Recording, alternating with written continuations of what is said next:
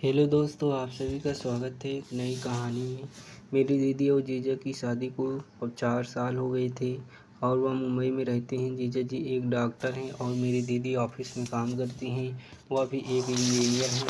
दीदी की नाइट सिर्फ ड्यूटी होती है। इस बार दीदी और जीजा जी जब गांव घूमने आए तो दीदी ने मुझसे कहा, छोटी तू भी हमारे साथ मुंबई चल। गांव से शहर कौन नहीं जाना चाहता है। मैंने दीदी से कहा, लेकिन दीदी मैं कैसे तुम्हारे और जीजा जी के साथ। तो दीदी ने कहा, यह सब बातें छोड़ दो, तुम्हारे जीजा जी कुछ नहीं कहेंगे, बस तू अपने सामान पैक कर ले। फिर क्या था, खुशी के मारे तो मैं उछल ही पड़ी। फिर मैंने कहा, दीदी मैं अभी अपनी ज़रूरी सामान रख लेती हूँ। फिर दीदी ने कहा ठीक है, उसके बाद जो वहाँ लेना होगा तो अपनी पसंद से ले लेना। दीदी जीजा और जीजा भी जी करीब 3 दिन गांव में रहे कि वह अपने गांव से मुंबई वापस लौट गए और साथ में इस बार दीदी और जीजा जी के साथ मैं भी जा रही थी। एक अलग उत्साह था और एक अलग ही रोमांस से भरे हुए थे। मन के साथ मुझे थोड़ी घबराहट और भी हो रही थी। इतने बड़े शहर में मैं रहने जा रही हूँ।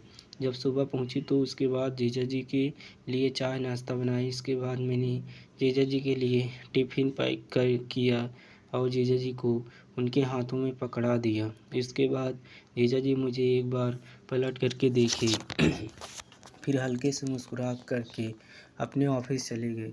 मुझे भी कुछ अच्छा लगा। इसके बाद दीदी अपने कमरे में आराम कर रही थी, लेकिन मेरी आंखों में नींद कोसों दूर थी। दीदी और जीजा जी का घर बहुत ही शानदार था। लगता जीजा जी बहुत कमाते हैं। जीजा जी देखने में भी बहुत ही ज़्यादा खूबसूरत हैं और दिखने में स्मार्ट दिखते हैं।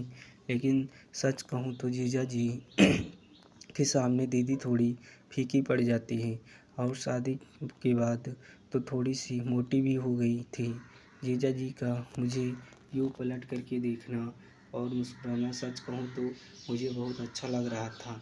जीजा जी की तरह स्मार्ट हैं, हैंडसम लड़का मेरी शादी हो जाती और मैं भी बड़े बड़े शहरों में इतने आराम वाले घर में मालकिन बन के रहती अपनी दीदी की तरह।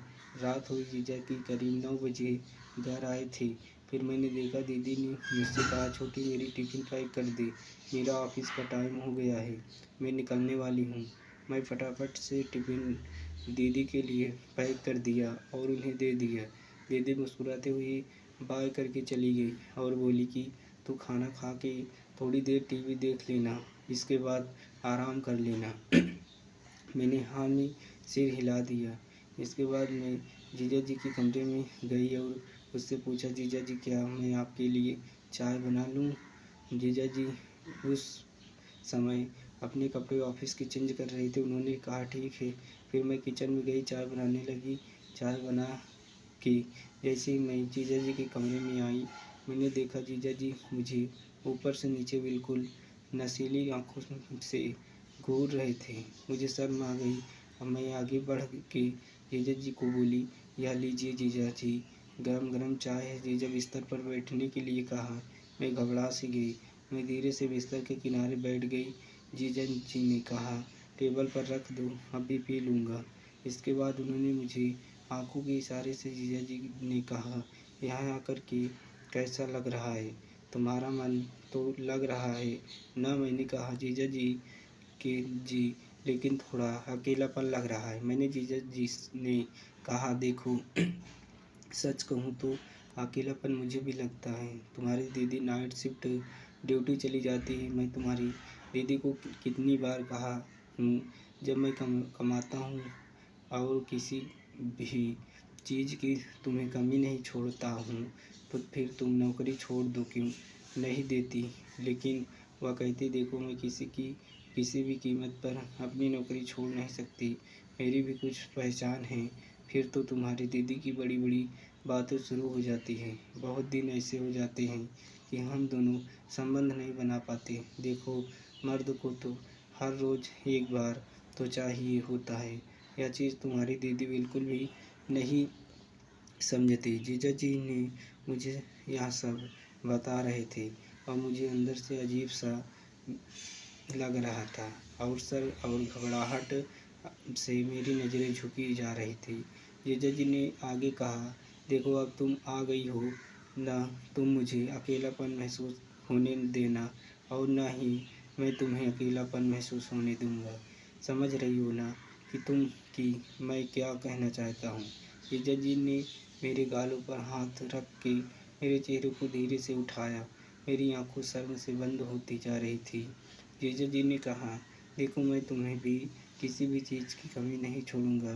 जीजा जी ने इसके बाद कमर में हाथ डालकर मुझे अपनी ओर खींच लिया और मेरे साड़ी के पल्लू को हटा दिया। जीजा जी की नज़र मेरे सीने से ऊपर थे। वह लगातार सीने को चूम रहे थे। इसके बाद एक एक करके सारे कपड़े को देख रहे थे। न जाने क्यों जीजा जी की बातें सुनकर के मेरे मन में उनके लिए हमदर्दी बढ़ गई थी और मैंने वह सब करने दिया जो वह करना चाहते थे। मैं भी उनका भरपूर साथ दिया और जब सुबह हुई तो जीजा जी ने कहा, दोस्तों कैसी लगी कहानी। आशा करता हूँ कि कहानी आपको ज़रूर पसंद आएगी। ऐसी कहानी पढ़ने के लिए आप चैनल को सब्सक्राइब करें। नेक्स्ट वीडियो में फिर मिलते हैं।